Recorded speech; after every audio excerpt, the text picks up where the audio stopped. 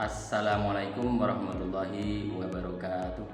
Bismillahirrahmanirrahim. Alhamdulillahirabbil alamin wassalatu wassalamu ala asyrofil anbiya'i wal mursalin sayyidina Muhammadin wa ala alihi wa ashabihi ajma'in. Qala rabbi shrah li sadri wa yassir li amri wa hlul 'uqdatam min lisani yafqahu qawli. Perkenalkan, nama saya Hamisun. Latar belakang pendidikan saya SD di SDN 3 Negeri Keramat Agung. MTS yaitu di MTS Al-Huriyah yang beralamatkan di Gerbangan. Lanjut Madrasah Aliyah ada di Al-Huriyah yang beralamatkan di Gerbangan. Dan ijazah terakhir saya S1 di Universitas Zainul Hasan Genggong. Saya mengajar di instansi MI swasta Nurul Ulum yang beralamatkan di Jalan Kiai Haji Anom, RT 1 Dusun Kerajaan, RT 1 RW 1, Desa Tempuran, Kecamatan Bantaran, Kabupaten Probolinggo.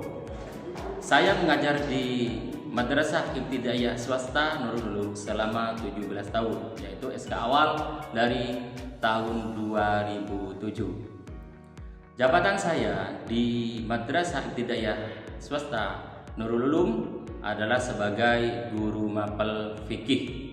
Pada kesempatan kali ini saya akan membuat video ukin terkait PPG tahun 2025, yang mana LPTK saya adalah di Institut Agama Islam Palangkaraya. Terima kasih. Wassalamualaikum warahmatullahi wabarakatuh.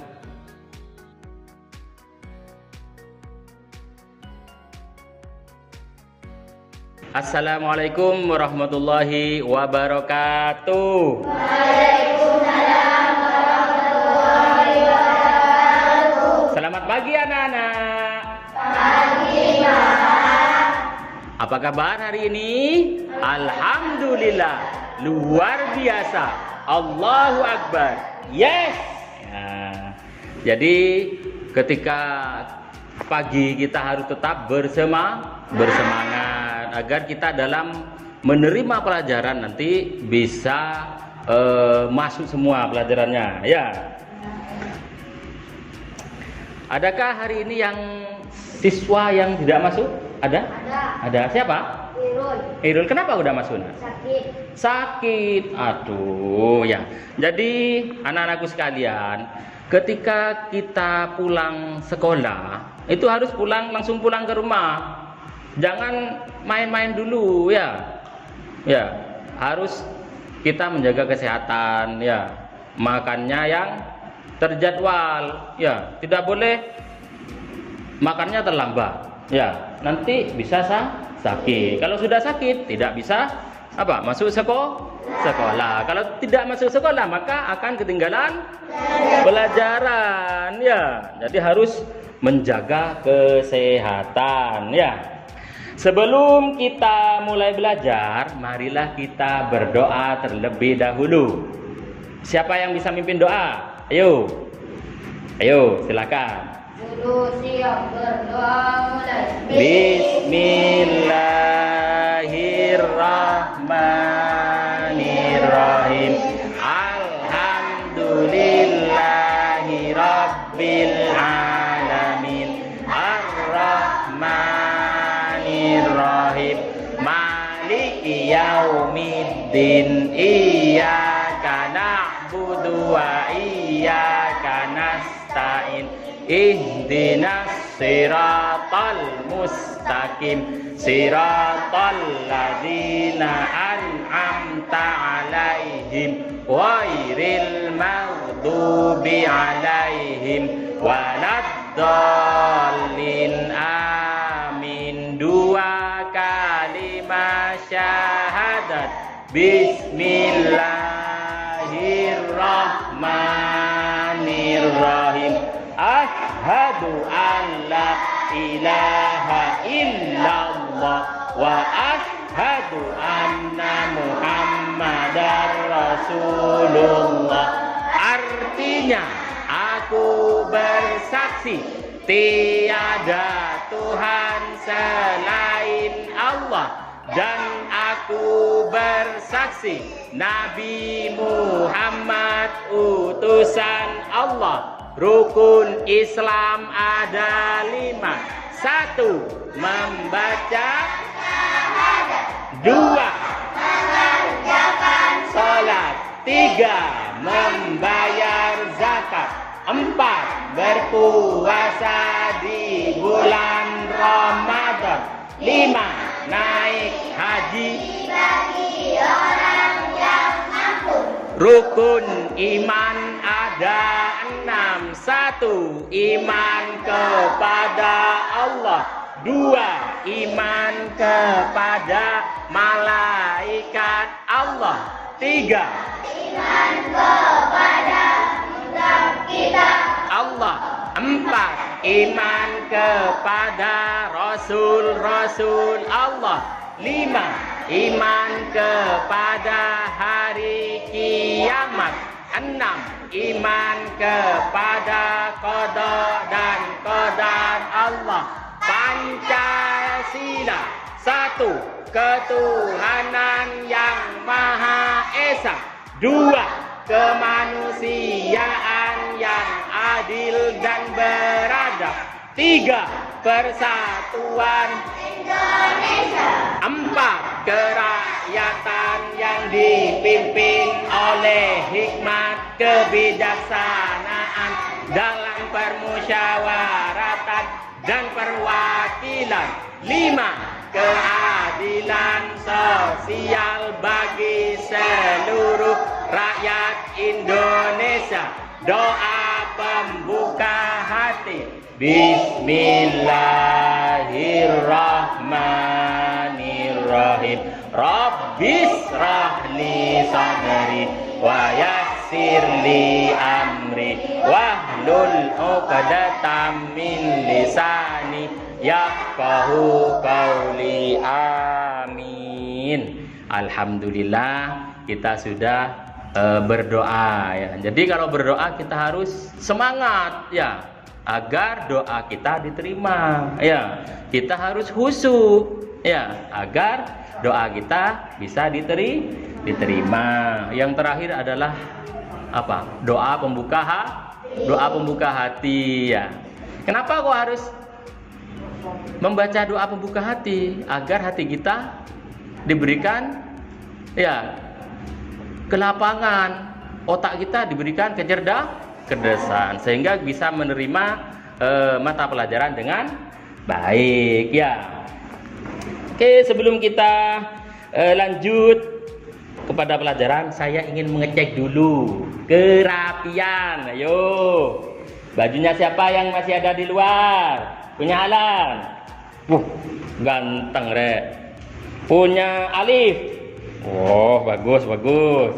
Ya, semuanya rapi.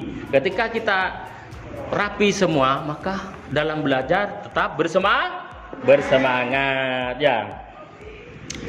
Baik, bukunya sudah dikeluarkan? Oke, yang masih belum dikeluarkan, ayo dikeluarkan bukunya ya. Sekarang kita pelajaran apa? Fikih ya, pelajaran fikih. Baik, sebelum kita mulai belajar, yuk kita nyanyi dulu. Nyanyi apa? Lagu nasional agar kita bertambah cinta terhadap tanah air. Ya, ayo kita berdiri dulu nyanyi yuk. Ya. Lagunya apa? Garuda Pancasila. Apa Garuda Pancasila itu?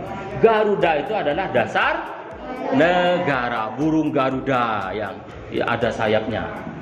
Kemudian ada paruhnya tajam, mencengkram. Di tulisan di pita itu ada tulisan Bhinneka Tunggal Ika. Apa Bhinneka Tunggal Ika? Berbeda-beda tetapi tetap satu jua. Hitungan ketiga kita mulai. 1, 2, 3. Garuda Pancasila. Ayo tangannya. Akulah pendukungmu. Patriot proklamasi. Sedia berkorban untukmu. Pancasila dasar negara. Rakyat adil makmur sentosa. Pribadi bangsaku. Ayo maju, maju, ayo maju, maju, ayo maju, maju. Berikan semangat. Jangan duduk dulu. Kita biar lebih semangat, kita tepuk semangat. Ya, yuk kita mulai. Tepuk 1. Yes. Tepuk 2. Oke.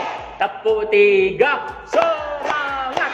Tepuk 4. Konsentrasi. Semangat. Yuk, duduk dah, duduk dah. Aduh, mokuk. Ya. Kita dalam belajar mengutamakan bahasa Indonesia, tapi jangan lupakan bahasa daerah kita ya. Kita perkenalkan kepada daerah lain. Bahasa kita apa? Madura ya. Madura ya. Tidak apa-apa. Ya, yang penting bahasa penyatu, bahasa nasional kita adalah bahasa Indonesia ya. Oke. Sekarang materi kita mulai. Sebetulnya ini harusnya ada proyektor karena kemarin proyektornya kehujanan. Ya. Proyektornya hujan jadi rusak. Jadi Pak Guru hanya akan membaca materi yang ada di laptop ini. Mestinya nih digabung, diancepin ke proyektor sehingga di sana ada seperti biasanya ya. Oke. Sekarang zakat fitrah ya. Fikih zakat fitrah. Siapa yang tahu zakat fitrah? Yo. Apa yang dimaksud zakat fitrah? Siapa yang tahu? Ada yang tahu kah zakat fitrah? Zakat yang dikeluarkan oleh umat Islam. Kapan? Sebelum sholat Id selama bulan puasa ya. Jadi zakat fitrah ini merupakan salah satu bagian dari zakat. Macam-macam zakat. Ada zakat mal, ya, zakat harta, ya. Jenis yang lain adalah zakat fitrah. Cuman zakat fitrah ini anak-anak itu ada masanya. Ya, ada masanya. Apa masa itu? Masa mengeluarkan zakat fitrah. Ya, tidak bisa dikeluarkan misalnya dikeluarkan setiap hari zakat fitrah tidak bisa. Ya, zakat fitrah itu hanya bisa dikatakan zakat fitrah ketika dikeluarkan pada bulan Ramadan sebelum sholat Idul Fitri. Bagus ya. Kewajibannya dibebankan kepada semua orang yang beragama Islam. Islam laki-laki, Islam perempuan, Islam orang tua, Islam anak-anak, bahkan Islam yang baru lahir. Itu diwajibkan mengeluarkan zakat fitrah ya. Yang miskin, yang kaya, perempuan, laki-laki, tua, muda maupun bayi semuanya wajib mengeluarkan zakat fitrah. Bagi yang miskin kalau mampu, kalau tidak mampu tidak wajib ya. Oke, selanjutnya ketentuan zakat fitrah ya. Di sini ada hukum zakat fitrah. Jadi hukum zakat fitrah itu apa kira-kira? Wajib ya, wajib bagi umat muslim, orang Islam. Yang namanya Islam, kecuali bukan Islam. Kalau bukan Islam tidak wajib. Tidak tahu kita, bukan urusan kita ya. Misalnya agama Kristen, agama Hindu, agama Buddha, tidak tahu urusan mereka. Tapi ketika kita merasa Islam, maka wajib mengeluarkan zakat fitrah. Dengan catatan di belakang bagi yang mampu sesuai dengan rukun Islam tadi. Yang nomor berapa zakat fitrah? Nomor 3, membayar zakat fitrah. Ya, bagi yang tidak mampu maka akan menerima zakat fitrah nanti. Ya, oke. Waktu pembayaran zakat fitrah. Nah, sudah saya terangkan tadi bahwasanya waktunya adalah dalam bulan Ramadan. Pinter ya, ada yang ingat ya, dalam bulan Ramadan. Kemudian sebelum sholat Idul Fitri, ya, diutamakan, paling diutamakan adalah membayar zakat makseman sebelum sholat Idul Fitri. Hampir, misalnya sholat Idul Fitrinya jam 7 misalnya, 7 pagi ya, kita mengeluarkan zakat fitrah jam 6. Nah itu pahalanya lebih besar ya. Oke, itu waktunya. Kemudian orang yang berkewajiban membayar zakat fitrah siapa saja? Seperti tadi sudah saya terangkan bahwasanya yang wajib membayar zakat fitrah itu adalah orang Islam. Laki-laki, perempuan, tua, muda, kaya, miskin, anak-anak, bayi. Ya, semuanya wajib. Kemudian ada juga orang yang berhak menerima zakat fitrah. Oke. Bagaimana cara memberikan zakat fitrah ya? Ada caranya.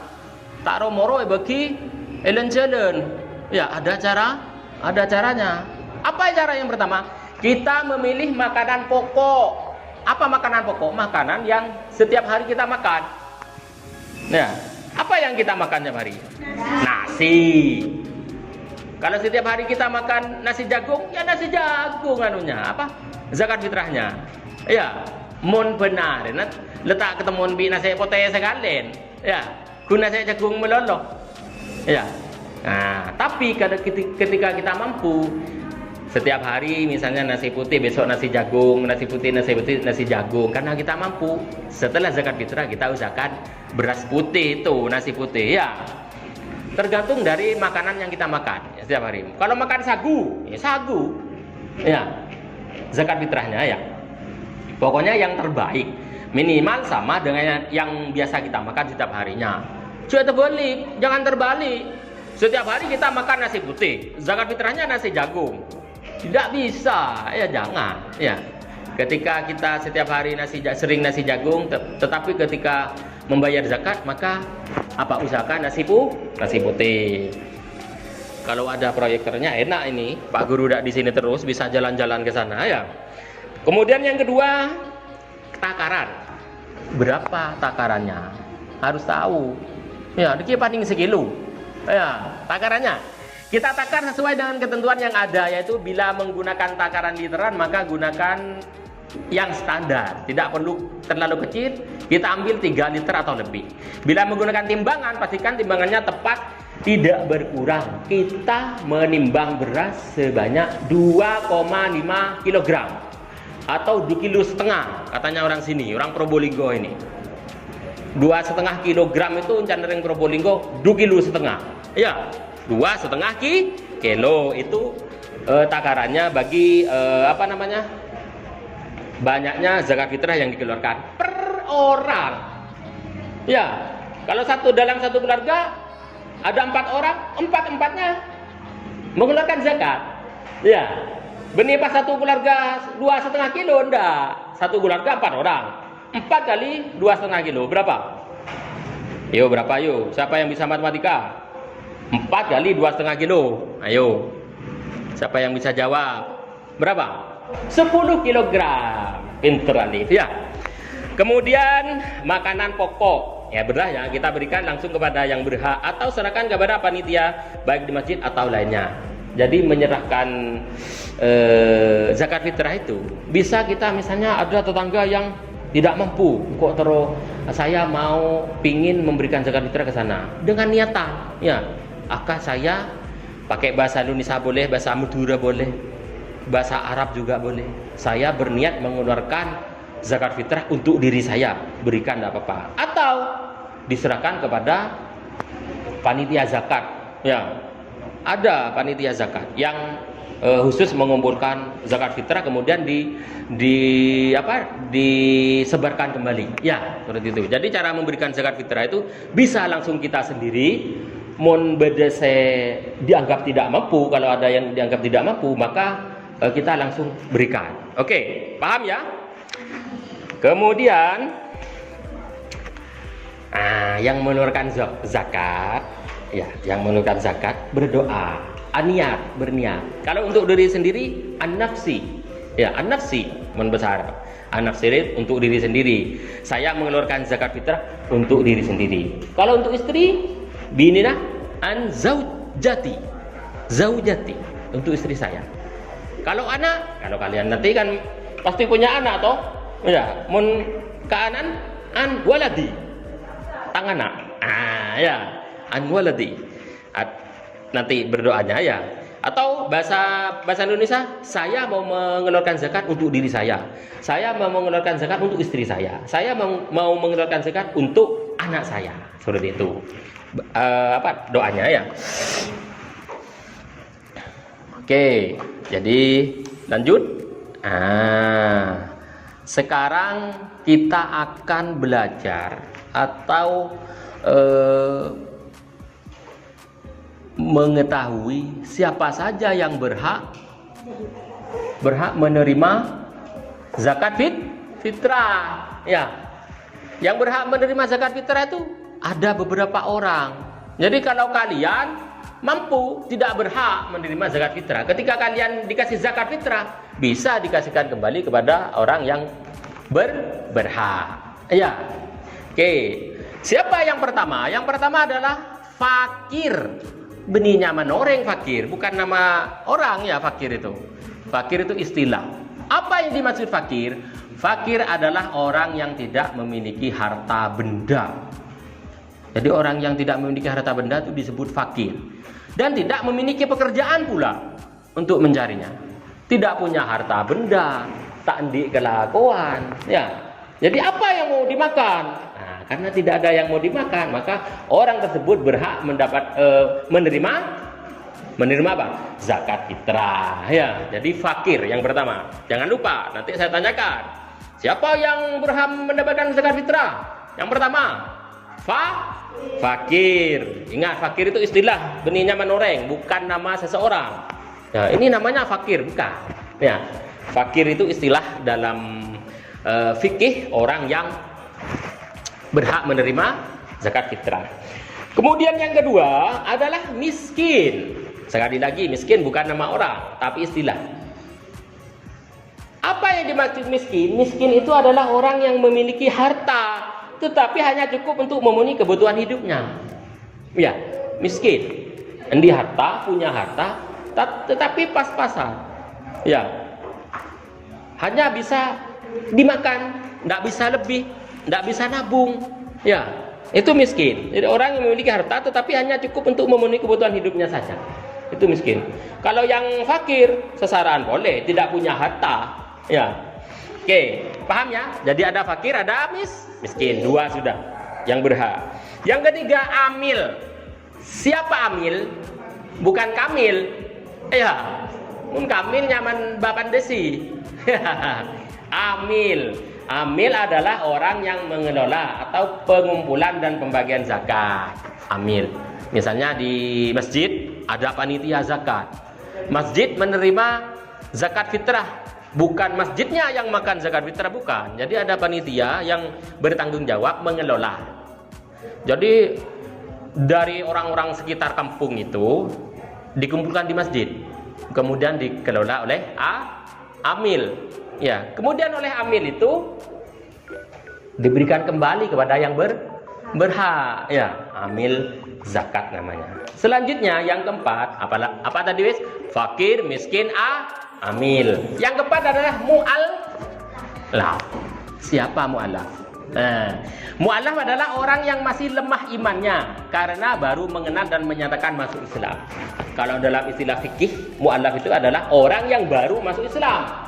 Ya, tidak tahu menahu tentang hukum Islam itu seperti apa. Ya, kewajiban orang Islam itu apa saja. Ya, karena memang orang tersebut baru masuk Islam. Maka orang yang baru masuk Islam atau mu'allaf, maka orang tersebut termasuk orang yang berhak menerima zakat. Itu mu'allaf, ya. Kemudian yang kelima adalah budak. Tahu budak? Ya. Apa budak kira-kira? Pembantu. Ya, bukan hanya pembantu. Kalau di sini istilah pembantu itu bukan budak itu. Ya, alhamdulillah di Indonesia tidak ada yang namanya budak. Tidak ada kalau di Indonesia. Ya, adanya adalah di Arab. Ya, di zaman Rasulullah. Yang namanya budak, padahal sama halnya peliharaan, mau diapakan saja. Mau dipukul, mau disuruh nyuci. Karena sudah budak namanya. Tidak berdaya orang itu. Mau keluar tidak boleh sama tuannya. Ya. Jadi budak itu adalah hampir sama dengan binatang peliharaan, tapi manusia. Ya, mau diapakan saja. Karena budak itu kalau zaman Rasulullah Itu dibeli. Orang yang kaya membeli budak. Untuk apa Pak Guru? Ya untuk bekerja di rumahnya. Tanpa bayaran. Dikasih makan iya, tidak dikasih makan iya. Itu budak. Makanya barang siapa yang memerdekakan budak itu pahalanya besar. Apa memerdekakan budak itu? Dibeli kemudian dilepas sudah. Bukan dibeli terus dijadikan budaknya, bukan. Dibeli, dimerdekakan. Ayo kamu merdeka sudah. Jadi orang biasa sudah. Punya hak dan kewajiban. Ya, kalau budak tidak punya hak, kewajiban banyak. Ya, mau dikasih makan. Coba kalian kalau punya peliharaan ayam, kucing, kalian kasih makan, diem, ya dimakan. Tidak dikasih makan ya diem. Tidak minta, ya tidak boleh karena namanya budak. Alhamdulillah di bangsa Indonesia ini, di negara Indonesia ini tidak ada yang namanya budak. Kalau pembantu itu beda dengan budak. Iya. Tapi hampir sama mengerjakan. Cuman kalau pembantu dipukul, dilaporkan kalau di sini. Ya urusan polisi nanti. Ya tidak bisa, bukan budak. Ya, jadi alhamdulillah di perbudakan di bangsa Indonesia tidak ada. Oke. Kemudian siap-siap ya, saya tanyakan atau kalian yang bertanya nanti. Ya. Oke. Yang keenam adalah gharim. Ya, siapa gharimnya? Itu orang yang memiliki hutang banyak sedangkan dia tidak bisa melunasinya. Beni ain mainan dia. Misalnya, kok oleh zakat kok hutang banyak? Ya, saya ingin punya hutang banyak. Nah, bukan. Orang memang betul-betul tidak bisa melunasi hutangnya. Kenapa kok berhutang? Karena tidak ada yang mau dimakan. Ya, berhutang banyak untuk dimakan. Bukan berhutang berarti membeli rumah, membeli sepeda. Bukan, itu lain, beda. Berhutang untuk dimakan.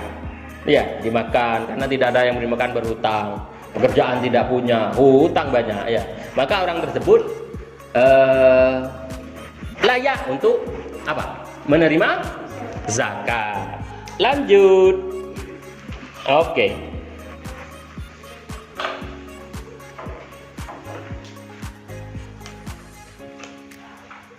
Yang ketujuh, fisabilillah. Siapa fisabilillah? Adalah orang-orang yang berjuang di jalan Allah. Sedangkan dalam perjuangannya tidak mendapatkan gaji dari siapapun. Fisabilillah. Siapa kira-kira fisabilillah di sini? Seperti kiai, ustadz misalnya. Bisa. Kenapa? Ustadz mau ngajar tak boleh bejeren. Kalau mengajar tidak dapat gaji dari siapapun, ikhlas karena Allah Ta'ala, boleh dikatakan fisabilillah. Kayak kiai kan ngajari ngaji toh, ngajari ngaji, Bismillahirrohmanirrohim, kelang ya, ngajari syahadat, ngajari alif-alifan, alif, bata, tak. Sedangkan beliau tidak digaji, ya. Maka kita, orang tua kita kadang memberikan zakat fitrahnya ke kiai, ya, karena itu termasuk fisabilillah. Ya, seorang orang yang dalam perjuangan agamanya Allah tapi tidak ada bayaran dari siapapun. Ya, makanya kiai berhak menerima zakat. Ya, kemudian kalau sudah misalnya kiainya sudah sudah banyak menerima zakat oleh kiai, kadang disetorkan lagi, diberikan ke yang berhak lagi. Ya. Jadi fisabilillah itu adalah seperti seorang ustadz, seorang kiai yang mengajar tanpa gaji. Ya. Kemudian yang terakhir adalah ibnu sabil. Ya. Jangan lupa, ya, ingat. Ada berapa? 7.